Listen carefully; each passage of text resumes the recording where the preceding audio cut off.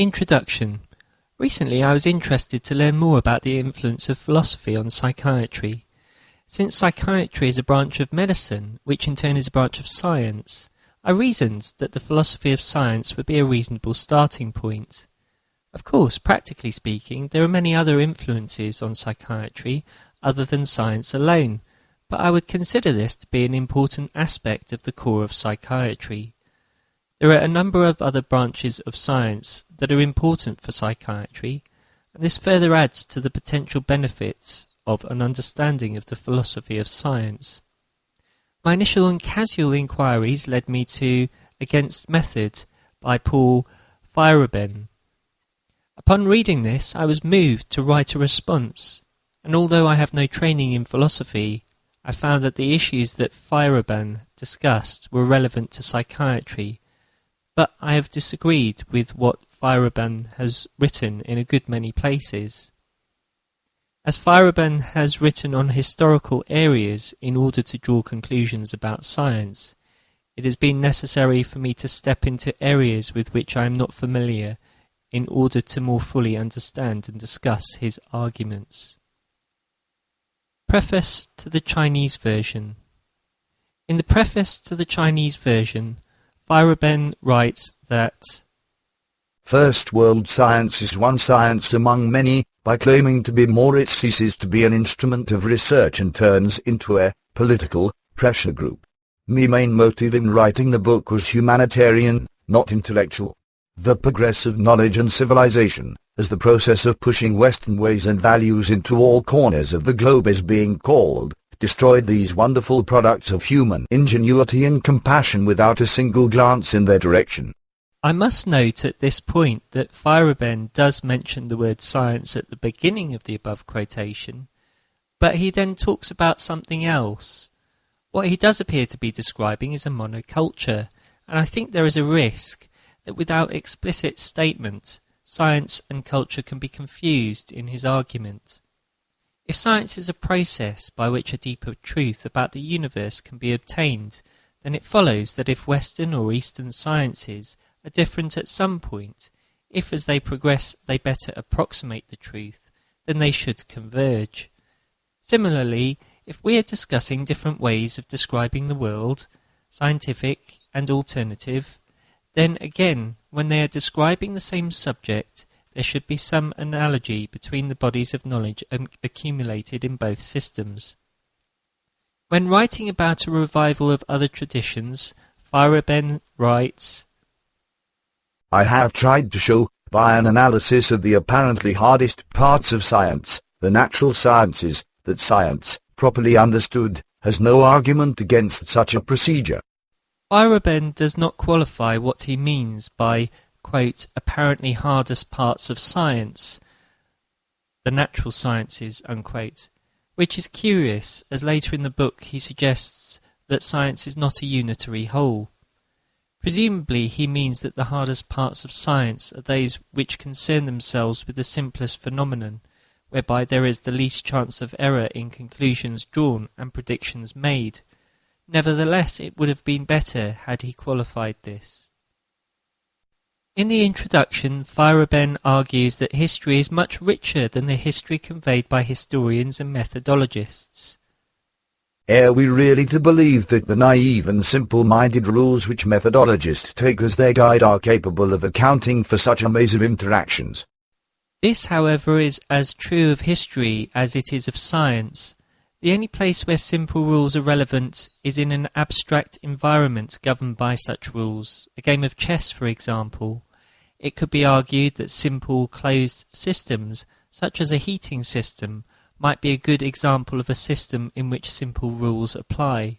But even here the laws of thermodynamics would not apply on very close inspection, as this is not truly a closed system, and there will be some degree of exchange of heat energy with the surrounding environment, no matter how small. He then goes on to outline the beginning of an anarchistic science. Chapter 1. In this chapter, Feyerabend writes that Single quote, the only principle that does not inhibit progress is anything goes. He argues that notable developments in science occurred because the rules of methodology were flouted. He suggests quite reasonably that there are at times when rules should be ignored. In the external world, simple rule-based systems have a limited applicability, as reality is much more complex, as argued above. In some situations they are extremely useful and have good predictive value, while in other areas the reality is dynamic and the interactions incalculable. A good example of this is a snooker table.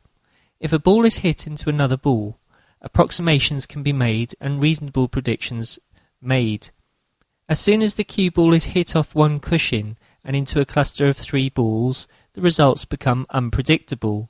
The laws of physics are useful in very simple situations, but as soon as the situations become more complex, these laws are much less useful, and the laws from other branches of science become much more successful than the laws of physics. Feyerabend then suggests that arguments hinder progress, and that alternatives to arguments are much more useful. In this regard, he suggests that children do not learn by argument, and adults should learn from their example. We certainly cannot take it for granted that what is possible for a small child, to acquire new modes of behavior on the slightest provocation, to slide into them without any noticeable effort, is beyond the reach of his elders. The difficulty I have here is that child cognitive development goes through several stages. For instance, Piaget has characterized these stages. It is also important to remember that the child has a brain volume that is very much less than that of the adult, and there are thus several reasons why adults' thinking may be different and even more flexible than a child's thinking. There are, of course, exceptions, but it can be argued that, quote, his elders, unquote, may be used to adopting an approach which has stood the test of time, although this is conjecture. Feyerabend then suggests that in training, presumably scientific and other forms, the teaching of standards and their defense never consists merely in putting them before the mind of the student and making them as clear as possible. The standards are supposed to have maximal causal efficacy as well. Thus he argues that the training is expected to have a psychological effect on the student which creates the effect of a, quote, voice of reason, unquote, and that he will be quite unable to discover that the appeal to reason to which he succumbs so readily is nothing but a political maneuver. It can also be argued that Feyerabend's work has become quite influential and indeed has been published in book format. This influence itself can be considered a political maneuver, since the wide dissemination of a work in such a manner can increase its credibility. Thus, I would argue that Feyerabend's own work against method can be criticised on the same grounds that he uses against argument. Indeed, his book consists of a series of arguments. He moves on to consider the case of Galileo, who pursued what could have been considered a, quote, silly cosmology, unquote, and that the theory becomes clear only some time after it first came into use and continued to be used. Galileo is often used as an exemplar of science, and this persistent use of Galileo's example can lead to what is known as confirmation bias. What this means is that if someone has a hypothesis and they look back in time at something that has already happened, they can look for those facts that fit their hypothesis. This means that they are selecting facts. A more rigorous approach involves defining beforehand what facts you are looking for to test the hypothesis, and then examining those facts in the data set. This can also be applied prospectively.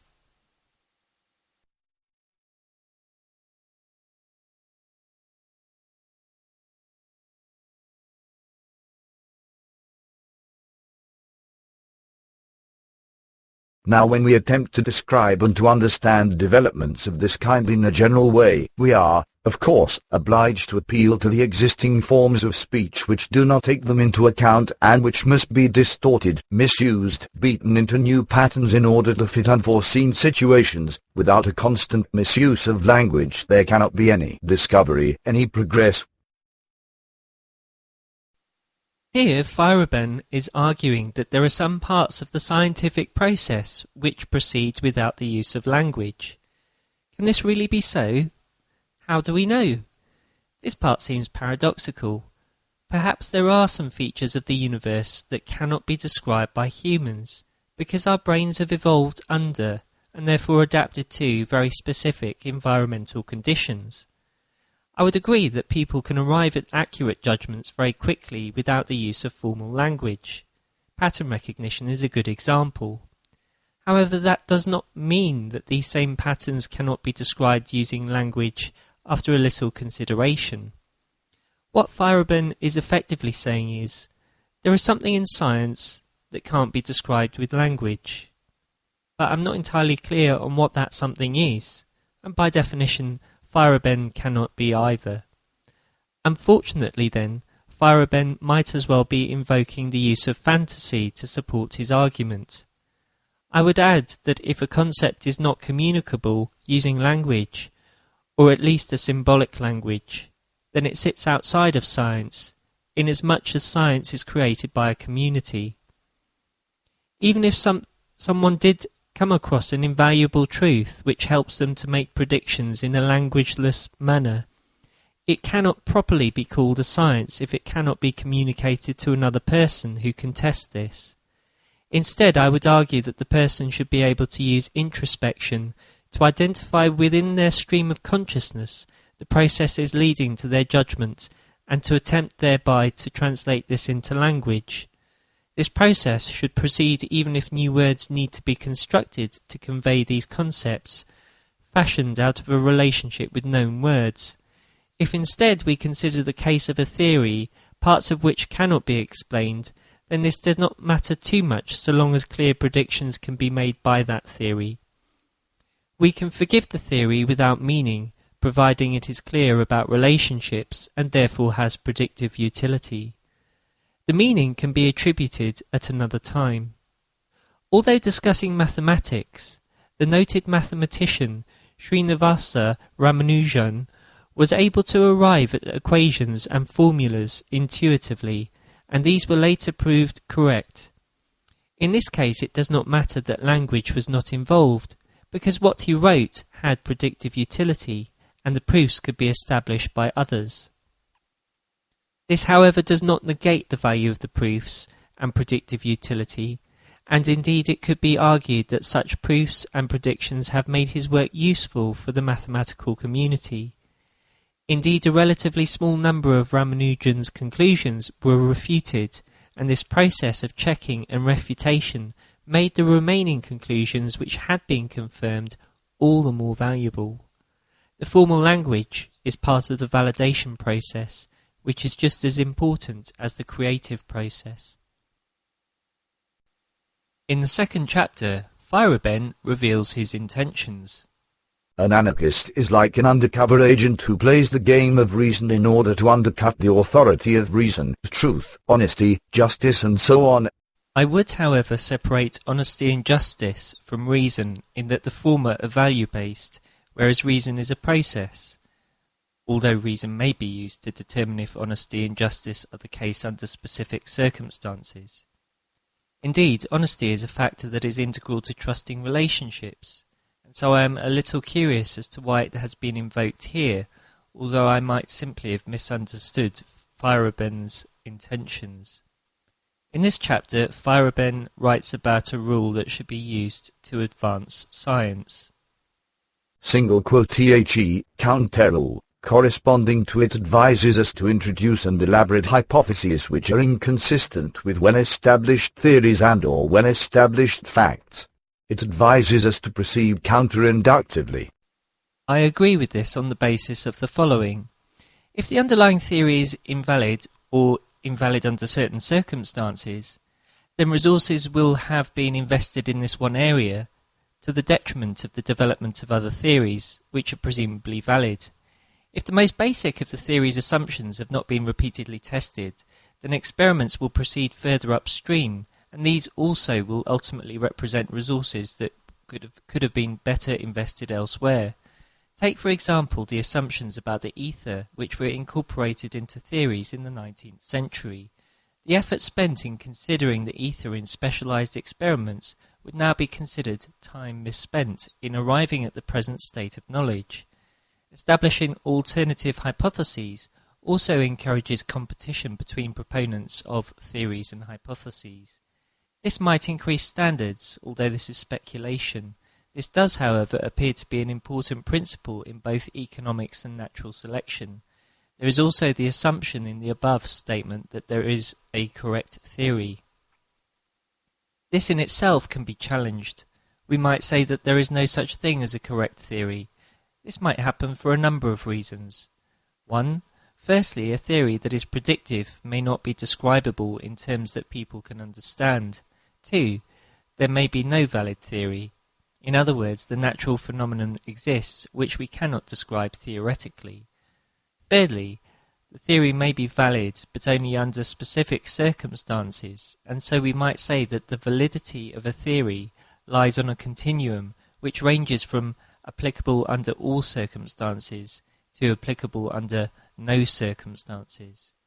He then writes about "The second counter rule, which favors hypotheses inconsistent with observations, facts and experimental results." He then suggests that all theories have contradictory facts. While he goes on to justify this rule further, the existence of accepted theories with contradictory facts seems to me sufficient to justify the validity of hypotheses inconsistent with facts, but does not justify the favouring of such hypotheses over others. In Chapter 3, Feyerabend argues that the consistency condition which demands that new hypotheses agree with accepted theories is unreasonable because it preserves the older theory and not the better theory.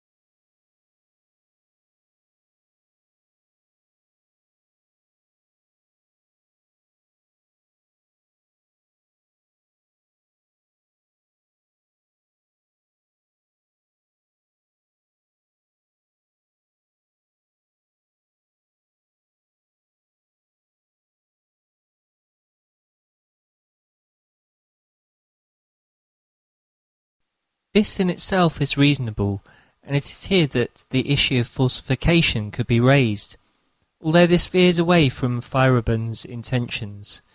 I would argue that it is the theories which lie at the base of dependent hypotheses that require special testing and efforts at falsification, given the importance they assume within the hierarchy. I would go further and add that a tree of explicit assumptions should be made corresponding to the underlying theory, branching sub-theories and dependent hypotheses, such that this path can be easily visualized in connection with a particular study. Since later assumptions are contingent on earlier assumptions, regardless of whether they are part of theories, sub-theories or hypotheses, these assumptions can be given a weighted value according to their position in the hierarchy, and by this reasoning it is the earliest assumptions which should be most challenged. Note that in choosing the assumptions to challenge, it is an error to think that the underlying theories are robust and have stood the test of time, because they might not have been as rigorously tested as later dependent hypotheses.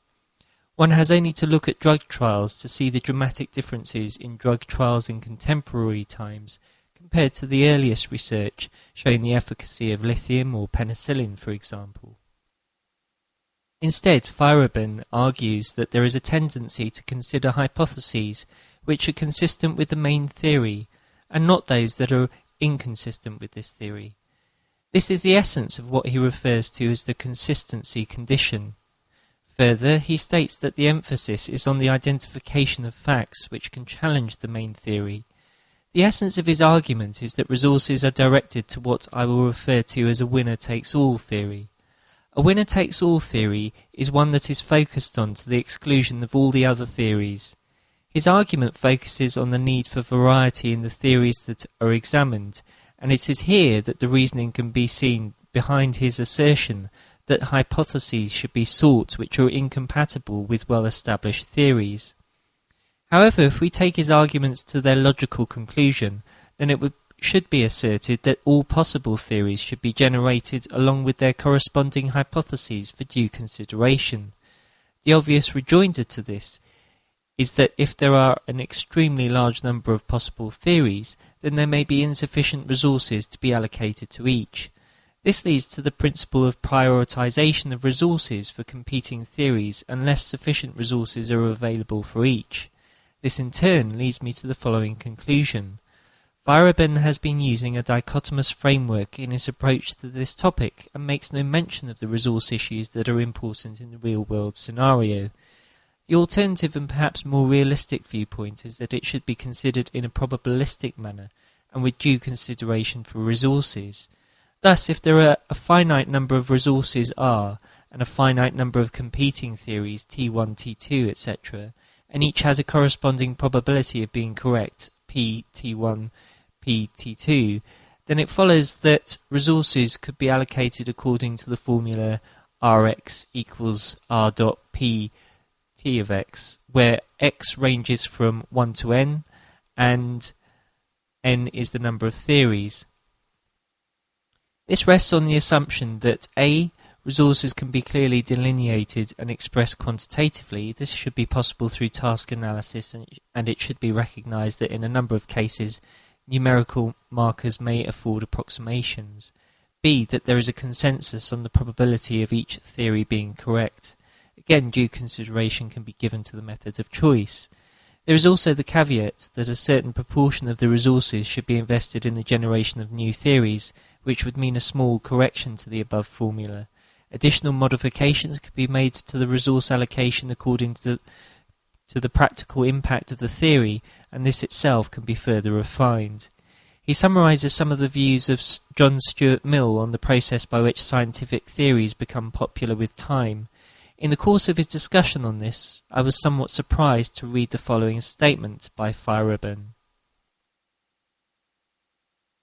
An empirical theory such as quantum mechanics or a pseudo-empirical practice such as modern scientific medicine with its materialistic background can of course point to numerous achievements, but any view and any practice that has been around for some time has achievements. It is unfortunate that Feyerabend has not qualified this statement, but has merely referred to a rather vague, quote, pseudo-empirical practice, unquote, and applies this term to, quote, modern scientific medicine, unquote. Given the potential ramifications of such a statement, I would expect a rigorous treatment of his supporting arguments, but instead there are none. As this throwaway statement appears in a book about the philosophy of science, I will suggest that this statement is out of keeping with many other aspects of the book, and the lack of supporting reasoning or evidence suggests that this is pseudo-philosophy. To be more explicit, by pseudo-philosophy I am referring to a statement or collection of associated statements which masquerade as philosophy but which lack supporting evidence or reasoning, or where it is present it does not stand up to close scrutiny of even the most basic kind. To take this further, I would argue on the basis of the current example that pseudo-philosophy allows prejudices to be mistaken for philosophy. In this chapter, Feyerabend starts by stating that all ideas are capable of furthering our knowledge, quote, however ancient or absurd, unquote. He advocates a pluralistic methodology which involves all theories. He is thus taking a step back from the consideration of the facts and hypotheses and looking at the bigger picture, the underlying theory. Now this politically enforced dualism has led to most interesting and puzzling discoveries both in China and in the West, and to the realization that there are effects and means of diagnosis which modern medicine cannot repeat and for which it has no explanation. He also gives the example of a herb which is analysed for pharmacological activity, upon which the active ingredient is removed. He He argues that it is possible that the herb in its entirety is responsible for the herb's actions, rather than the individual agent. This hypothesis seems reasonable but would need to be supported by the empirical evidence.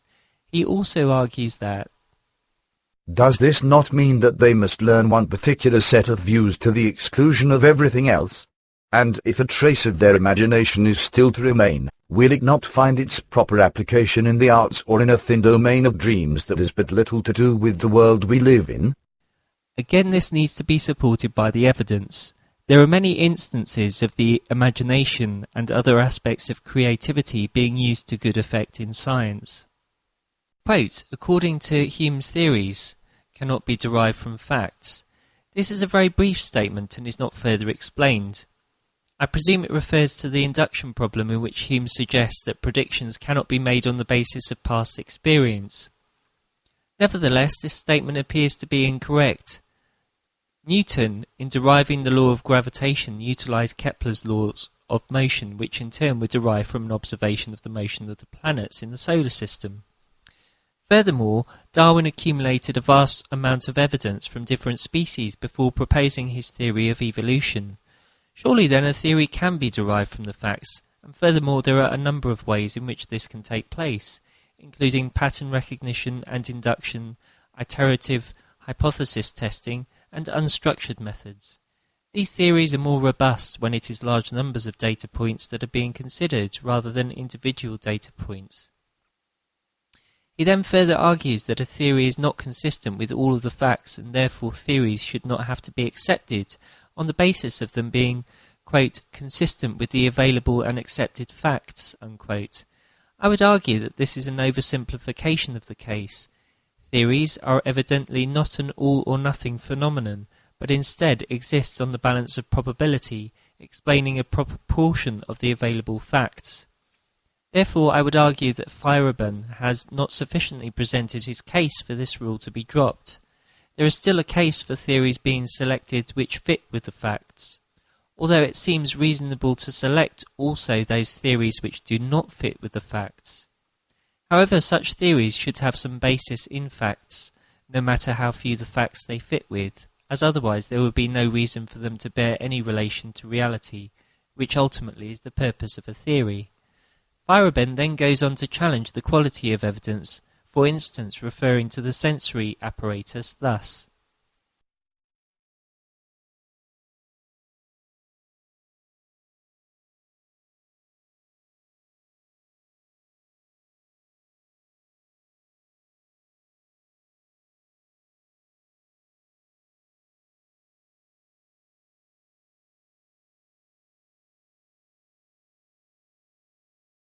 Again, it can be argued that our senses and perceptions are highly effective and sufficiently so to enable us to move through the day walking, eating, working, playing, and basically interacting with the world in a predictable way. In some cases, our senses play tricks on us, and these illusions have been closely studied and provide a source of amusement. These cases represent a fraction of our sensory experience, and our ability to recognize illusions as illusions suggests there is a deeper element to our perception, which chimes with our internal model of the external world. What Feyerabend leads up to is the case of Copernicus, whose theory was in stark contradiction to the observable facts of the day, which would have obstructed the acceptance of his theory. However, this example of celebrity science is but a single retrospective example which may represent a confirmatory bias.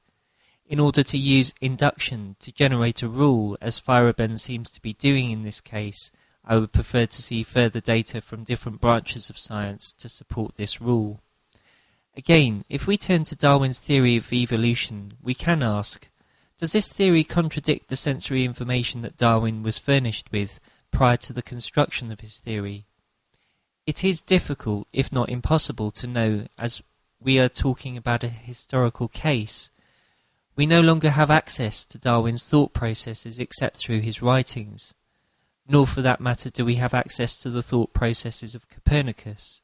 However, Darwin once wrote the following, quote, I am turned into a sort of machine for observing facts and grinding out conclusions. Another curious point here is that Feyerabend is arguing from the experience of Copernicus, the same experience that he maintains Hume argues cannot be used to generate theories. So, if experience cannot be used to generate theories, why is Feyerabend using this to generate rules? If there is a rule for science, then why should there not be this same rule for philosophy?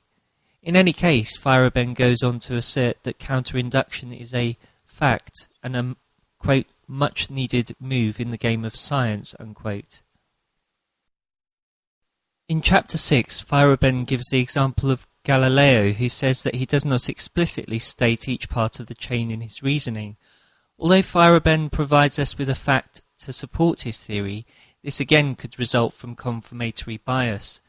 Similarly, using the same line of reasoning that Feyerabend proposes about facts and theory, why is it necessary for Feyerabend to support his rule with a fact?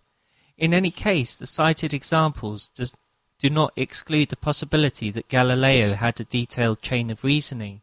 Indeed, another author has suggested that theories are constructed by an elaborate line of reasoning, which may occur out of conscious awareness. See the book Gödel, Escher and Bach.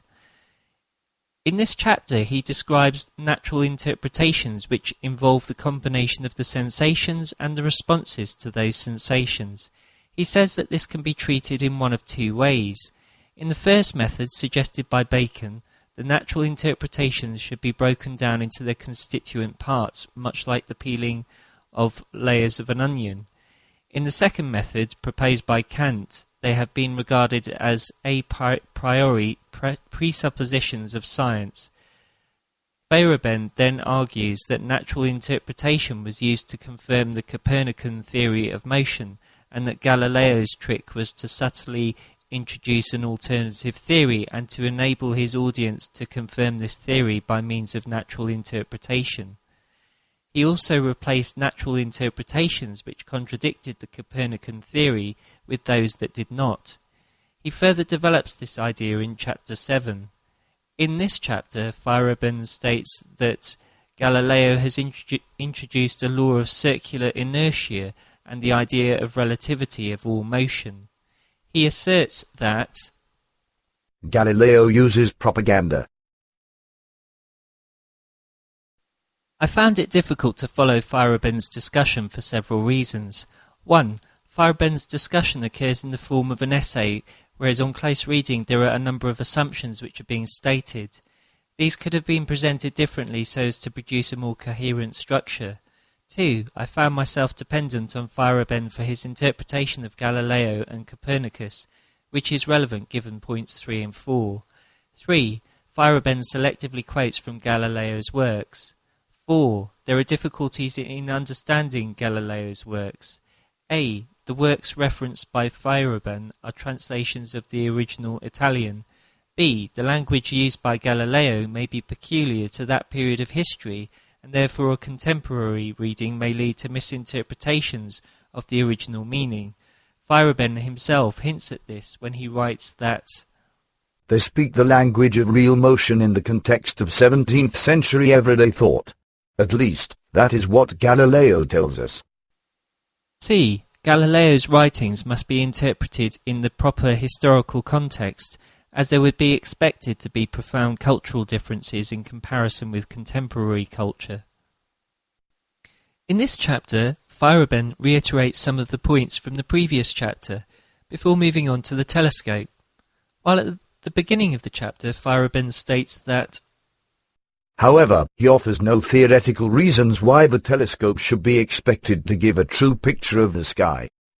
He goes on to suggest that Galileo had written about some calculations he had made to confirm the accuracy of the telescope, but Feyerabend is unable to identify these, and instead suggests that Galileo verified the telescope's accuracy through experience.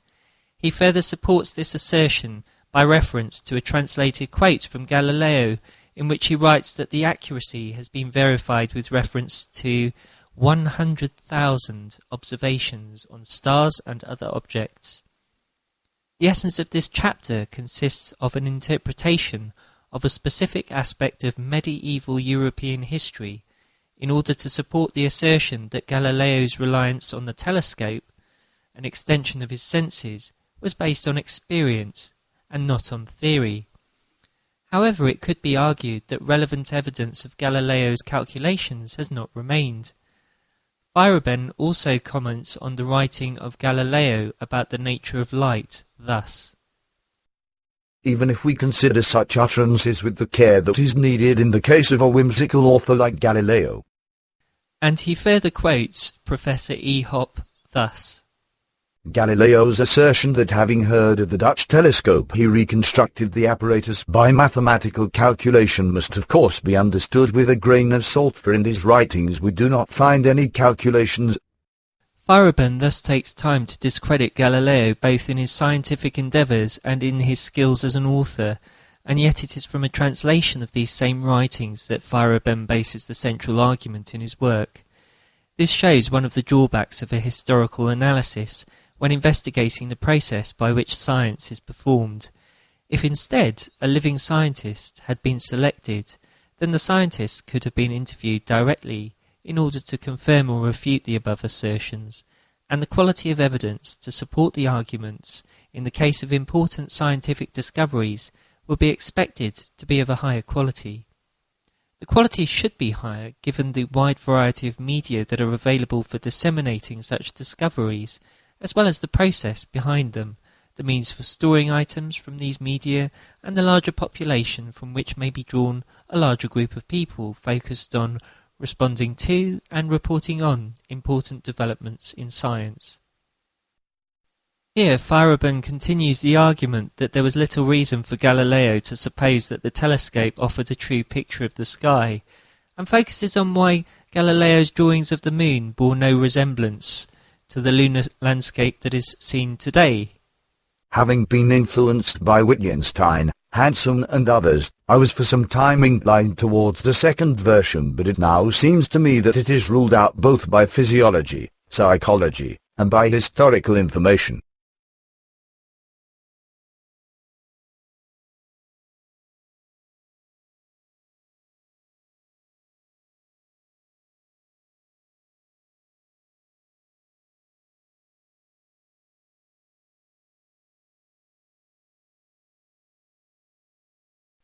He argues that the telescope provided results that could be refuted by naked eye observations, and that at the time there was no way of determining which of the telescope's findings were correct and which incorrect.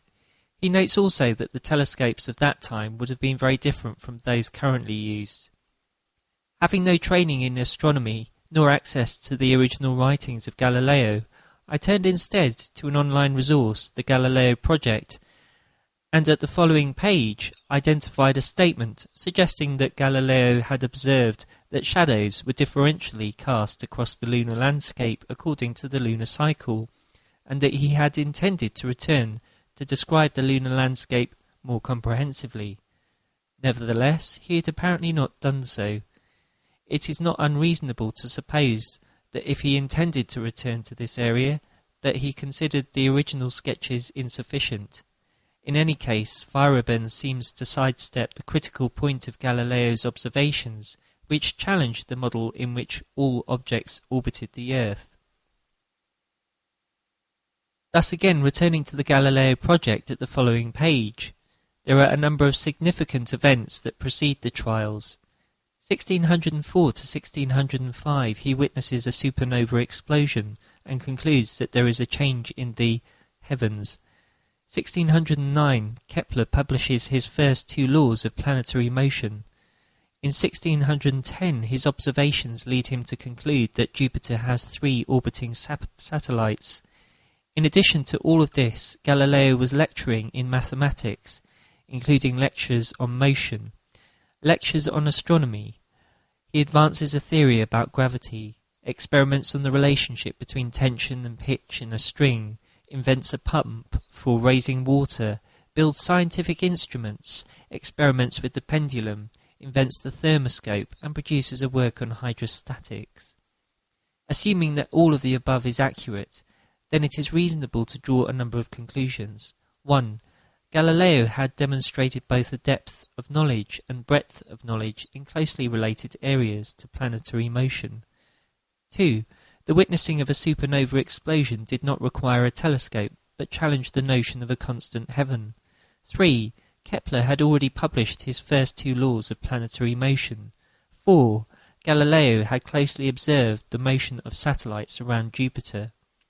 In addition to this, I would argue that on the basis of the above achievements, it is entirely likely that Galileo utilized a combination of a vast body of accumulated knowledge in mathematics, contemporary physics, and experimental science in combination with hard work in order to arrive at his conclusions.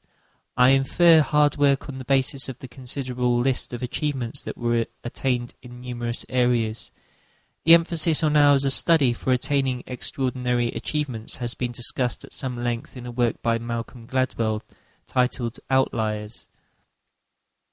Thus I would speculate that the combination of long hours of study and accumulated knowledge has resulted in a significant intuition in the relevant area, and this intuition might not have been easy for Galileo to formulate explicitly. Additionally, bringing forth all of the relevant material at the time may have been sensitive. It is difficult to know Galileo's reasoning, or indeed the events, on the basis of Feyerabend's discussion of a translation of a text that is nearly 400 years old. In Chapter 10, Feyerabend writes that Copernican theory and astronomy were in trouble because of refutations, and it survived because... But that being in harmony with still further inadequate theories, it gained strength, and was retained, the refutations being made ineffective by ad hoc hypotheses and clever techniques of persuasion. While he quotes from others in order to support his argument, I would suggest the following. Assuming that in the above quote he is referring to selected observations of the telescope being used to support Copernican theory, I would challenge both parts of this. Firstly, although Copernican theory might have been in trouble, every theory can be challenged by those who are so interested to do so. It is therefore not unusual that a theory, and a successful one at that, would have its critics, and whether it is considered to be in trouble or not is a matter for judgment. On the second point, we know in retrospect that the telescope is a successful technology, and observations made with the telescope have provided many important scientific discoveries. At the time, he argues that it did provide some observations in support of the Copernican theory, and it is reasonable to assume that he selected those observations which fitted with the theory, what we might refer to now as confirmation bias. He then argues that other techniques such as persuasion were used to support the argument. Even when the supporting data set is watertight, however, persuasion is an important skill and represents the way that not just science, but any activity with a social aspect is performed. I would thus classify this as a distinction between the process of doing science and communicating science. Chapter 11. In Chapter 11, Feyerabend argues that a new theory will have little empirical evidence. Therefore, there will be a move away from a dominant theory with abundant empirical evidence to one with very little. During this period, an alternative with little empirical support would need to be supported with alternative means, predominantly tools of persuasion. I suggest that what Galileo did was to let refuted theories support each other, that he built in this way a new worldview which was only loosely, if at all, connected with the preceding cosmology, everyday experience included, that he established fake connections, and that whenever possible he replaced old facts by a new type of experience which he simply invented for the purpose of supporting Copernicus. While he is more complimentary of Galileo a little later, and indeed praises his techniques of effective communication, I would question the above. Firstly, as already argued above, I don't think it is reasonable to say that he was dealing with refuted theories, for the reasons given above. Secondly, I would argue that the evidence has not been adequately presented to support the assertion that he has, quote, established fake connections, unquote, or that he, quote, invented, unquote, experience to support Copernicus. More than likely, his prolonged periods of observation with the telescope would help him to develop an intuition for his observations, allowing him to discount those findings which resulted from aberrations in the telescope technology that he was using. This is speculation, but so also, in my opinion, are the above remarks by Feyerabend. Feyerabend does have some suggestions which I would say are reasonable. Thus he argues that the dominant scientific theories of the time occur in a historical context where there are implicit assumptions and social factors that modify the way in which the theory is perceived and used. However, here again these are generalizations without the supporting evidence base. The remaining arguments are covered in the response to Chapter 9. Chapter 12 is brief, and Feyerabend essentially argues that the same approaches discussed previously can be used, quote, in other fields as well, unquote. At this point he refers to the mind-body problem, but does not discuss it any further. In this chapter, Feyerabend looks at the two trials of Galileo by the Church. He argues that Galileo didn't have sufficient evidence to support his defence of Copernicus at that time, that the scientific, or as it was then referred to, philosophical evidence was considered insufficient. However, Feyerabend does not delve further into why this evidence was considered insufficient. Curiously, Feyerabend writes about one trial that it had no special features except perhaps that Galileo was treated rather mildly, despite his lies and attempts at deception. Such a strong statement is not qualified except by a rather curious footnote which reads, quote, "The reaction of an admirer is characteristic. This absurd pretense," unquote, which I do not think justifies the above. He goes on to repeat the previous assertions.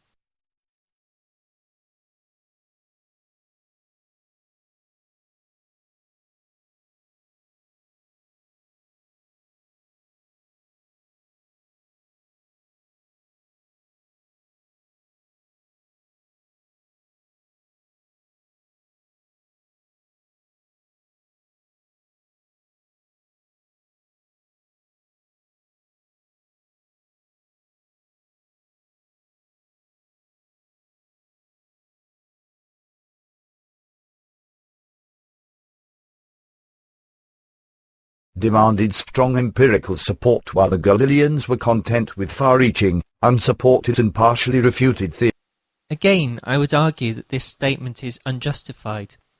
Essentially, Feyerabend is invalidating Galileo's observations with the telescope predominantly on the basis of a poorly sketched lunar landscape, which he tells us does not match with the current understanding of the lunar landscape. Feyerabend goes on to argue that Galileo's publication would potentially have disrupted wider society at the time. However, this discussion seems to be outside of the main scope of the work, which is to address the use of method in science, and so I will not elaborate further on this. In this chapter, Feyerabend argues that the revolution in science had not begun with Galileo, and then discusses the work of both Copernicus and Maestlin. In both cases, he attempts to demonstrate that both astronomers used erroneous assumptions in arriving at their conclusions. In the case of Copernicus, he quotes from Commentariolus in looking for an alternative to equants, which were essentially constructs that enabled the empirical data to be reconciled with a view of the planets, which involved circular motion, and he again quotes from Copernicus in stating that this was to retain the rules that the ancient Greeks had set out. Again, this is outside of my field, and so I have sought preliminary information online, although I have not had first sight of the source material. This is tertiary source. Copernicus was said to have been aware of previous suggestions that the Earth moved by both Philolaus and Aristarchus. Again, from the same tertiary source material, Aristarchus was apparently attacked for his views. At the time of writing, the Stanford Encyclopedia of Philosophy states that there have been misinterpretations of the quote from Commentariolus. Interestingly, their passage has subtle differences from the passage quoted by Feyerabend. Although the differences are not relevant to the argument, they do demonstrate that even these brief passages of text can be interpreted differently. The authors go on to suggest that Copernicus did not choose to utilize circular movements in his model for aesthetic reasons, to produce a simpler system than Ptolemy or under the influence of Hermetism or Neoplatonism. Instead, they suggest that it was made on the basis of a close analysis of the motion of the planets, and cite another source, again which I have not seen, Swerdlow and Neugebauer, 1984. Here again, therefore, there is some evidence against Feyerabend's argument that Copernicus's model was based on an erroneous assumption, and instead this lay with empirical observation. Without going into the arguments he raises against Maestlin, it is now possible to challenge Feyerabend's conclusion that the revolution was not accounted for by sophisticated empiricism, as he writes that this is certainly not true for Copernicus, as we have seen. Copernicus thought the Ptolemaic system to be empirically adequate. However, it has been suggested by Swerdlow and Neugebauer above that it was a more considered empirical observation of the planets that led to his conclusions. Feyerabend starts this chapter by asserting that there is no place in science for critical rationalism as suggested by Popper. He suggests that criticism starts only after the discoveries are made. Nevertheless, I would argue that when a theory is sufficiently robust, it allows for theoretical as well as experimental predictions. In other words, once a theory is well understood and supported by the evidence base, it becomes possible to advance sub-theories, theories that are contingent upon the original theory and which constitute a systematized group of hypotheses. This may exist in theory before it is explicitly tested, and therefore criticisms can arise at this stage before the formal process of empirical testing. The results of all of this is that the observations and theories do not necessarily develop together simultaneously, but can be separated distinctly if the above holds. Again, a little later, Feyerabend suggests that a determined application of the methods of criticism and proof which are said to belong to the context of justification would wipe out science as we know it, and would never have permitted it to arise. He suggests that there is a creative process much akin to an artistic process. That there is some similarity is not unreasonable, particularly when various scientists have described the methods by which their insights have arisen. The most notable case being Einstein's thought experiment on the speed of light and his theory of general relativity. Even this example, however, is too simple and does not describe the knowledge and previous work of Einstein in leading to this conclusion. Most likely the creativity arises after significant preparatory work. It is reasonable, though, to suggest that people will use different approaches and that these approaches will be valid and will sometimes bear similarity to those processes used in the arts. Nevertheless, this again would benefit from empirical support, otherwise they remain as highly speculative suggestions.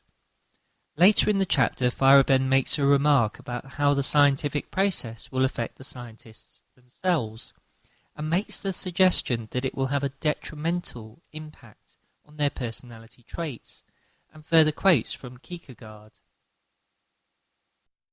That my activity as an objective or a critical rational observer of nature will weaken my strength as a human being? There are two rejoinders to this. Firstly, and in a rather light-hearted manner, much of Feyerabend's discussion consists of a rational attempt to justify a multiplicity of methods in science, and since science occurs in the natural world, for we are part of that world, his comments would apply just as much to the pursuits in this book.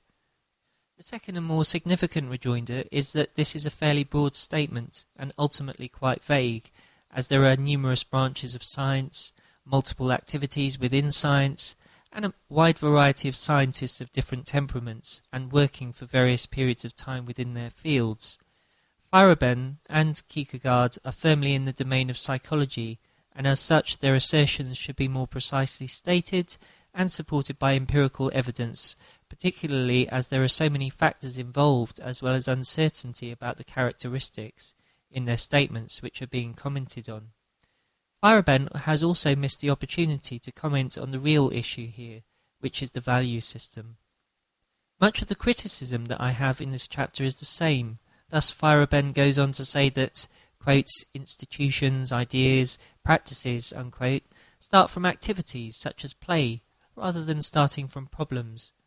The very fact that ideas and practice can start from problems suggests that this question is best answered by empirical study rather than speculation. He then argues that a strict principle of falsification would wipe out science as we know it and would never have permitted it to start.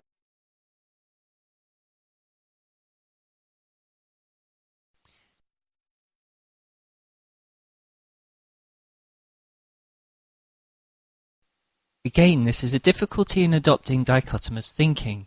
Facts that challenge theories do not necessarily need to eradicate these theories. The impact of the facts can be assessed and the likelihood in which the theory is invalidated by them judged. This again is a probabilistic function rather than an absolute. He goes on to compare new and old theories and suggests that the imagined content of older theories shrinks as they are displaced by new theories. The inference here is that the older theories contain an essence of truth, and so in the cycle of history, different truths are interchanged, and the associated wisdom is lost. Well, I would agree that it is a pity that the thoughts built up on these older theories become lost in time, but I challenge the central underlying assumption that an older valid truth is replaced by another equally valid truth. Science is young. There has been insufficient time to see if there will be another fundamental change. Systematic historical writings date back a few thousand years, and most of the writing that is considered, at least in this book, starts with the Greeks 2,000 years ago. The paradigm shift which is being discussed is a single shift which occurs with Copernicus, Kepler and Galileo in the Middle Ages. On the basis of this understanding, added to by later theoreticians and scientists, it is possible to calculate the trajectory of an interplanetary satellite. The repeated launching of satellites and spacecraft is testimony to the power of such predictions. If there were another paradigm shift, would it interfere with the current process by which scientists are able to predict the trajectories of satellites? The answer must surely be no, other than to perhaps refine the accuracy. Thus, the body of science in this particular area has achieved a practical utility which serves society's needs in that one area. Feyerabend implicitly assumes that there could be another paradigm shift in which the current theories will be torn down and will be subsumed by another theory. Perhaps they will be, but even if a new theory were put in place in its application to satellites, it would be difficult to see how it wouldn't collapse into the laws that are currently successfully used, in which case they would essentially remain invariant. Thus, there is a distinction between the practical utility of a theory and the idealistic truth of a theory. Even this term, idealistic truth, however, would be better replaced with probabilistic truth. Thus again, I do not think that Feyerabend has sufficiently defended his initial assertion that critical rationalism is invalid. In this appendix, Feyerabend looks at the issue of alternatives to science. He refers to recent developments in China and states that they restored important parts of the intellectual and emotional heritage of the Chinese people, and they also improved the practice of medicine. It would be of advantage if other governments followed suit. I would argue that this is a political statement rather than a philosophical one. Thus, in 1998, China's scientific output was stated to be roughly 20,000 articles per year, but by 2009 this output was approximately 120,000 articles per year. Similarly, Feyerabend earlier in the book commented on how Western values were being pushed into China, the implication being that science is playing a role in this. However, it is curious that he makes no mention of the scientific heritage of China. For instance, in the area that his central discussion takes place, he neglects to mention the works of Master Shi Shen, 4th century BC, in astronomical observations, Lord Gan, 4th century BC, who constructed a star catalogue, and the astronomical observations of Shen Kuo in the 11th century. These astronomers created large bodies of empirical evidence.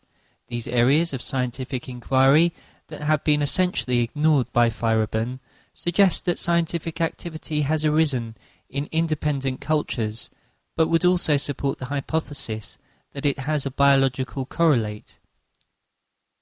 This evidence, however, is only sufficient to point in that direction. It would require a close examination of historical evidence to exclude confounders. Nevertheless, other more suitable methods would be better suited to investigating this question. I am tempted to go slightly astray here and provide the audience with some rather interesting footage that I have captured of some lemurs examining a novel object in their environment. The lemur lineage is estimated to have diverged from the human lineage some 63 million years ago, Dawkins 2003. Nevertheless, the footage that I have obtained demonstrates lemurs investigating the object, a camera stand, utilizing all of their senses, and even pushing the camera stand repeatedly.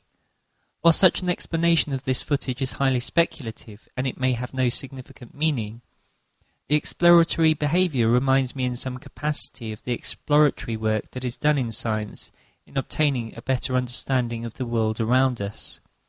The clip serves as a starting point for looking at how an informal science may have an underlying biological basis that transcends culture and even species, although a formal written science, as demonstrated by humans, is another matter.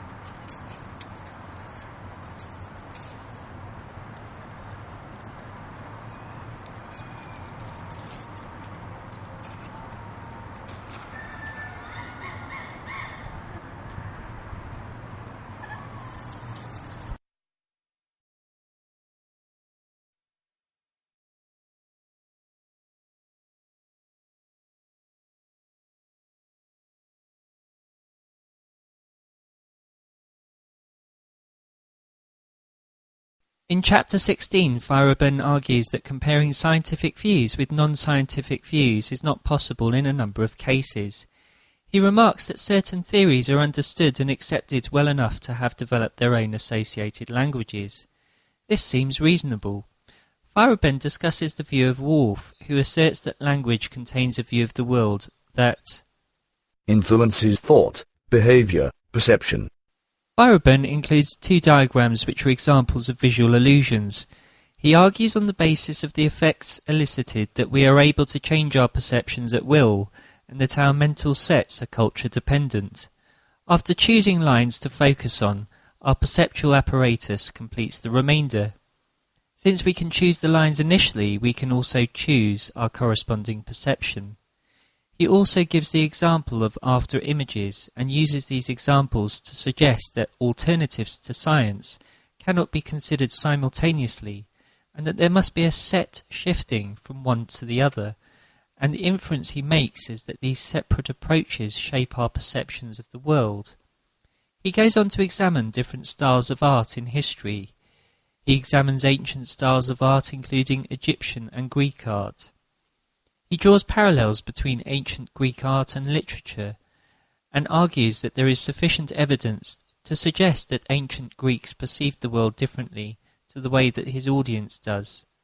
About Egyptian art in particular, he writes, In the frontal art of the Egyptians are explained by Louis, natural, physiological reasons are given for the archaic style and for its change. However, from an online resource about Egyptian art, it is written that Egyptian canonical art has a different function, which has nothing to do with representing reality.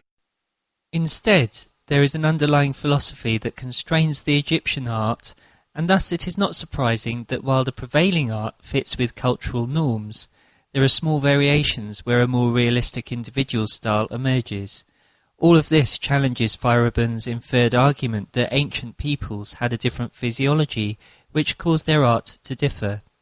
If we inferred a different physiology on the basis of artistic styles, then it could be argued that in the 20th century the human race experienced several dramatic changes in physiology, which caused them to express the world differently in the forms of Cubism, Dadaism, Surrealism, and pop art. However, this would be an erroneous conclusion. His argument is that we cannot understand the competing view unless we step into the world of the other civilization. Nevertheless, it can also be argued that if there is an alternative to science that offers us useful knowledge about the world, but without it being a science, then it should be possible to obtain measurable predictions from this approach. These can be tested against predictions by the relevant body of scientific knowledge. Thus it becomes possible to sample and test this alternative without needing to step entirely into the other world view. In this way, Feyerabend's assertion that the kind of comparison that underlies most methodologies breaks down when we try to compare non-scientific views with science can be challenged. Feyerabend takes us from the perceptual world of the ancient Greeks to the modern perceptual world, drawing a parallel with science, and taking the opportunity to note that there are several forms of logic, that logic does not unify all of the sciences, that it is not integral to the process of discovery, before identifying a need for anthropological studies. He discusses the benefits of anthropological fieldwork in science so as to better understand real-world science, and here I agree with him. He is also critical of epistemologists because they never inquire, or even find it worth inquiring, whether the conditions are satisfied in this real world of ours. However, it is with the results of such an analysis that Feyerabend's arguments would have been more robust. Indeed, I would have argued that without the results of such fieldwork, Feyerabend's suggestion of the irrelevance of logic in the scientific process is speculative, and therefore on the basis of his discussion alone, there would be equal weighting to both this hypothesis and the counter-hypothesis, if it were judged on the basis of empirical evidence. Looking from a wider perspective, however, it is likely that in addition to logic, pattern recognition, serendipity, systematic trial and error, and expertise would all play a role in this process. Although I would disagree with the material he uses for his approach, I would agree that research is needed in this area. However, Feyerabend does not expand on the scope of such research, other than to say that it would be anthropological and to outline how the basics of this approach might work. it is clear that careful consideration would need to be given to which branches of science are to be studied. In this appendix, Feyerabend disagrees with Wolff on some points about his assertions about language. For instance, he remarks that animals do not have language, in the sense that Wolff means it, and yet their world is not shapeless. He also reiterates that theories in the way scientists use them are different from the transformed theories that have been clarified utilizing logic and other tools, and which is then studied by philosophers. In this chapter, Feyerabend argues that rationalism is a tradition. However, I would argue that if by rationalism he means the application of reasoning, then there is evidence that species such as chimpanzees, rooks and crows are capable of this. For instance, wild chimpanzees have been observed to use anvils with cleavers to break food down into smaller portions. A bonobo is observed using a rock to break down food, in a video linked to in the written article. A rook is seen to use two stones in sequence to release food from a test tube in a clip, again at a link in the written article. While it could be possibly argued that chimpanzees and bonobos are engaging in traditions handed down by other members of their group, it is more difficult to explain the rook's behaviour in this way. It seems highly unlikely that rooks would teach their young to transfer stones between test tubes of differing sizes in order to obtain food. It seems more likely that the rook is able to reason that certain actions will result in the release of food.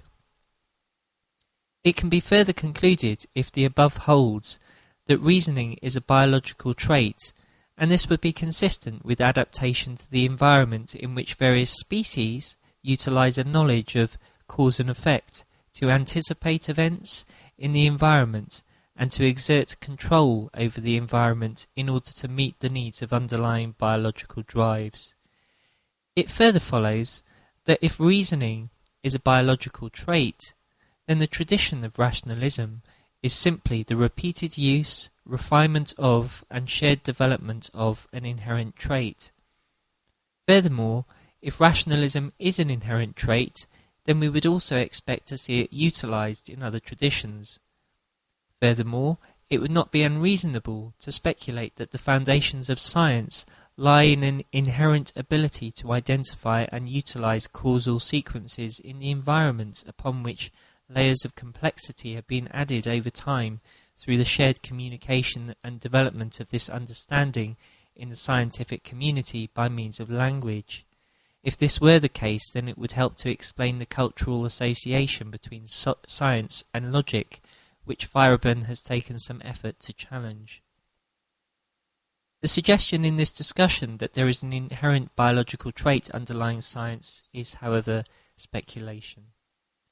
Feyerabend considers the observers and participants in a tradition referring to the Hegelian dialectical framework that can be used by observers. He discusses participants and then looks at rationalism in more detail, suggesting that it arises in two main forms, naturalism and idealism. He is again dismissive of medicine in another off-hand comment, and I found this particular comment unnecessary. Again, I would qualify this as an unhelpful prejudice and another example of pseudo-philosophy. Feyerabend goes on to discount idealism by asserting that the adherent soon realizes that expectations do not meet real-world results.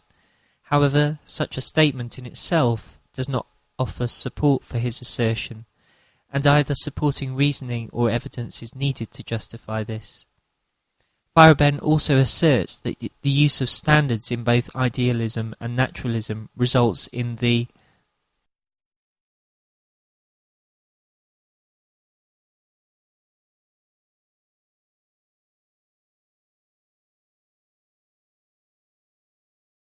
barrenness of the practice they engender. Again, no evidence is offered, and yet this is clearly a remark about real-world practice. And again, this is the domain where empirical support for his assertion would be appropriate. Feyerabend finishes by commenting on the structure of a free society in which different traditions have equal access to, quote, education and other positions of power. In this chapter, Feyerabend starts to draw some conclusions. He asserts that there are problems with rationality and that there are limits on all methods. Again, I don't think these points have been sufficiently justified in preceding chapters, but this general conclusion seems reasonable. However, he is not explicit about the methodologies that are being considered as alternatives to rationalism. He returns to rationalism and suggests that he is recommending an interplay between rationalism and practice, so that each is guided by the other. He advocates against the systematization of the treatment of theories, as this will essentially create a conservative culture that will react against new theories. However, Feyerabend considers this topic in a very small chapter, and is not sufficiently bold in his exploration. Feyerabend has not given consideration to the use of augmented science, that is, the use of artificial intelligence solutions to support scientific inquiry, and he also misses the possibility of a systematization that is progressive, developing through appropriate processes, which include outcome-based assessment of theory-generating and theory-developing methodologies. His other main suggestion in this chapter is to approach a given research area with an open-minded and novel approach. In this chapter, Feyerabend asks several questions about science. In this chapter, at the very end of the book, he asks, "What is science?" and answers that it is difficult to define given the multiple branches of science that exist. It is curious that this point is made at the very end of the book, and that the case of Galileo has been used to generalize to all of science. This statement supports my argument that a philosophy of science should be developed, which examines individual branches of science, and bases the inquiry on a firm foundation of knowledge. Feyerabend is again dismissive of medicine, and again without any justification. He suggests that there are fashions and schools in medicine and psychology. He asserts that medicine is not a science, and that sickness and health are culture-dependent concepts. There is no justification for the assertion that medicine is not a science, and he is presumably unaware of the sciences that underlie medicine, some examples of which include anatomy, physiology, pharmacology, pathology, biochemistry, histology, neuroscience, and genetics, to name just a few. Although many illnesses are culture-dependent, not all are. For instance, the course of tuberculosis has a characteristic course which, if untreated, would be seen in different cultures. In other illnesses, normative data is important in the diagnostic criteria, and here culture may play a role, but this is to shape the expression of the illness, other people's responses, and health-seeking behaviour, to name just a few examples. This does not negate the underlying illness, however, and it is curious that Feyerabend has invoked this observation. The only possible interpretation that would make sense is if Feyerabend thought that an illness was entirely a social construct, and that if the culture were different, the underlying illness would disappear. While on technical grounds it can be argued that an illness could be denied within a culture, this does not make it go away. It is difficult to know if this possibility is what is being suggested by Feyerabend, as again he does not qualify the statement further. The existence of different schools and fashions can result from a multiplicity of effective treatments, for which there are skilled practitioners, and Feyerabend's point is unclear. He goes on to suggest science is used by society in a way that fits with the values of the culture.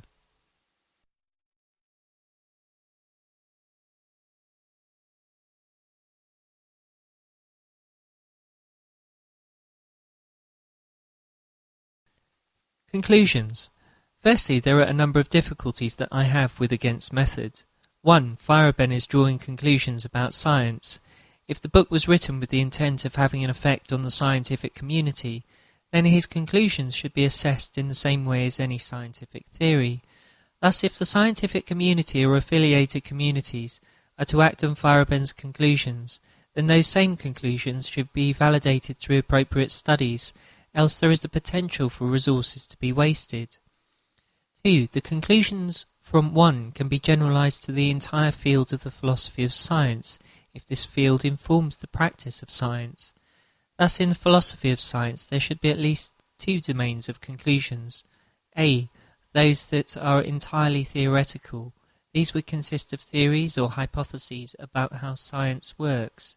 In a similar vein to the hierarchical evidence-based used in review articles in the Cochrane database, they should be assigned a value corresponding to a judgment of their validity.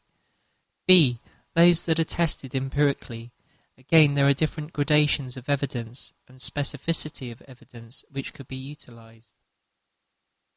3. A clearly defined field within science could be developed which incorporates the methods of philosophical inquiry and which would be concerned with theory generation, hypothesis generation, theory refinement and analysis of methodology and related areas. This discipline would be represented within each branch and sub-branch and would be conducted by scientists with training in this area as well as by philosophers recruited into this area. 4. I found the book could benefit from a clearer structure. While short statements begin each chapter, the subsequent assumptions and chains in the argument were difficult to find as they were interspersed with discussion and insights. I have observed a similar style being used in psychotherapy papers that I have reviewed, but it makes it difficult to analyze the material and to get to the point quickly. 5. Feyerabend does not consistently divide science up into its constituent parts. A. The scientific process. 1. The ideal scientific process.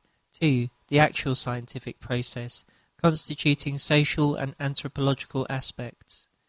B. The body of scientific knowledge. C. The image of science. By using these concepts interchangeably, and at times confusing them with wider culture, there are opportunities for developing a misinterpretation. 6. In the introduction to the Chinese version, and in later references to China, Feyerabend describes the effects of a monoculture on a different civilization when referring to science. A. He confuses science with culture. B. A socio-political trend is used to support his arguments for a multiplicity of methods, a trend which has been reversed at the time of writing. C. He selects from the culture those aspects which fit with his arguments, but neglects significant scientific developments in Chinese culture independent of Western science, which supports the notion that science, or the rudiments of science, represents a universal human activity. 7. Feyerabend states that his purpose in writing the book is not intellectual but humanitarian.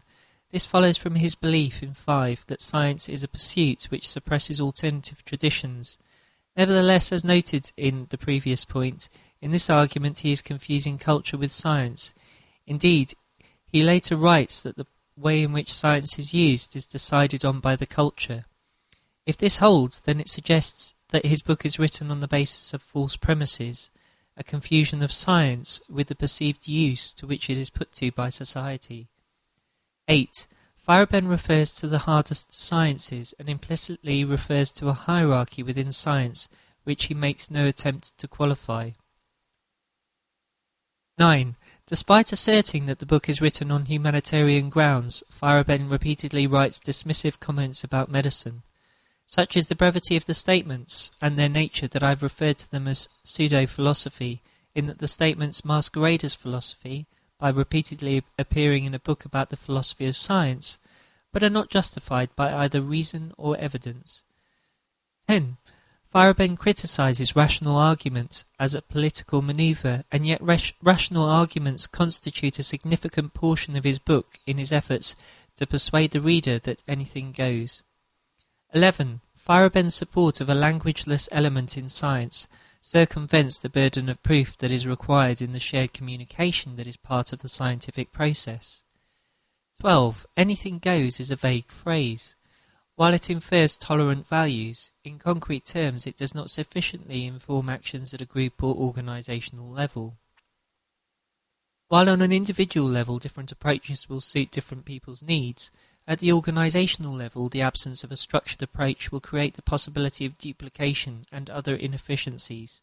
The absence of a direction in the form of strategies or goals makes evaluation difficult. 13. Feyerabend chooses Galileo as the subject of his inquiries. This choice has potential drawbacks. A.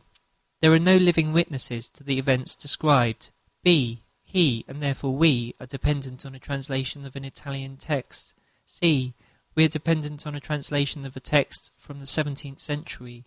D. Feyerabend selects the material to use in his arguments, introducing possible confirmation bias. E. Feyerabend undermines the credibility of Galileo's writings at several points, although these serve as the central focus for his arguments. F. Feyerabend does not appropriately consider the effect of cultural sensitivities on Galileo's writings. G. Galileo's achievements are judged on the basis of his selected writings, and yet much of his thinking may have remained undocumented. H. The focus on a single period and area of activity cannot be representative of all of science. 14.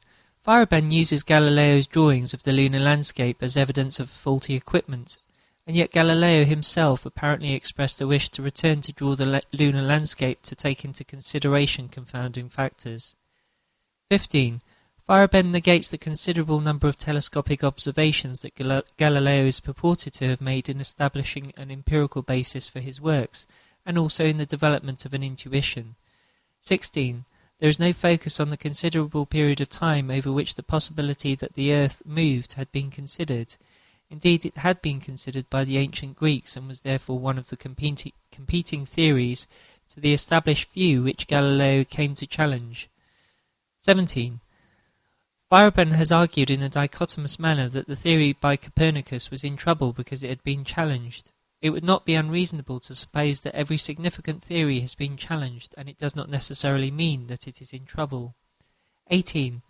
Again, in a dichotomous manner, Feyerabend argues that falsification would destroy science.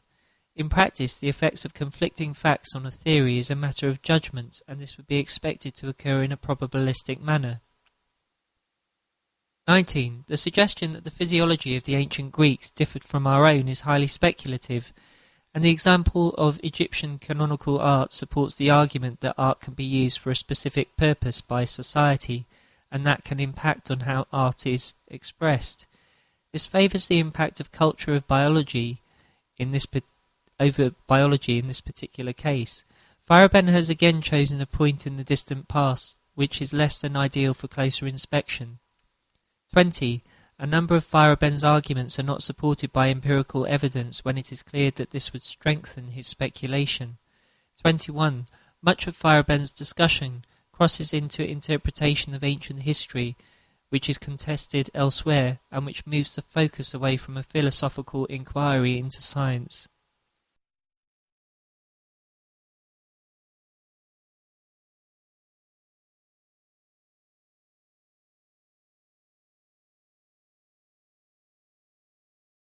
In summary, I thought that Feyerabend tackles the subject of science in an overly simplistic manner, focusing in particular on one area of science several hundred years ago. The choice of subject material means that the variable quality of evidence being used in his arguments distracts from the main discussion of a philosophy of science. Thus, challenges to a number of his arguments involve a closer look at historical events, and this reveals a great deal of uncertainty in a number of areas. I found his arguments against falsifiability and rationalism unconvincing. I thought that a number of his arguments used absolutes, whereas science in the real world operates within the bounds of probability and pragmatics. The use of probability in a pragmatic approach to science has produced useful results and mirrors expectations people have of their interactions with the external world. In other words, we get simple things right most of the time, walking, talking, eating and so on. Simple things wrong some of the time, e.g. falling, and complex things are a lot more variable. I'm going to use an analogy now. It's not a great analogy, but I thought it might be useful in reframing the discussion. When a light or light bulb is switched on, most of the time it will come on, but at some point it won't. However, when we switch a light on, we expect it to come on, and in most cases we will be right. This approach is incredibly useful in helping us to get on with our lives. The approach that Feyerabend takes in some of his arguments is much akin to focusing on the potential of the light to not come on, and basing expectations on this and generalizing the consequences to all other scenarios. Such an approach is useful in considering how to respond when the light doesn't come on, but for most of the time it's not too useful. To take the analogy further, Feyerabend might recommend gathering candles, lanterns, and a variety of other methods for generating light in order to meet the eventuality of the light not working, and even using these methods simultaneously. Thus, in one room we might use a light bulb, and in another we might use a candle, and so on. However, Feyerabend has been sufficiently vague that in this analogy we do not know what alternatives we should be using, how costly it will be, where we should be using them, how often we should be using them. As for why we should be using them, all we know is that sometimes the light bulb might not work, and therefore we need to use alternatives as well. Taking this further, it's possible to see that the light bulb has become the dominant domestic light source in many nations. Should we say in a slightly light-hearted manner that the light bulb has displaced other light sources, quote, without a single glance in their direction, unquote, in an imperialistic march into the household? This, of course, would be ridiculous. If there is a demand for the light bulb or its alternatives, then the market will fill this demand soon enough. People have a choice between candles, light bulbs and their successors, and any number of alternatives. If they want to light their house with candles, they can do so. The light bulb, though, has still been dominant. It is convenient, effective, and reliable. There is a place for alternatives when an atmosphere is to be created, and these will be used occasionally. The light bulb has been adopted by large groups of people in different communities. Choices have been made and the alternatives considered. In just the same way, scientists have presumably considered alternative careers, or may immerse themselves in the arts when outside of their scientific endeavours. People have the choice to believe in alternatives to the scientific knowledge that is provided. To believe that science can be like a fallen empire, however, is another matter. Money has been successful, and regardless of empires rising and falling, has remained. Making clothes, building shelters, creating music, these are just a few examples of activities which have persisted through empires across the world.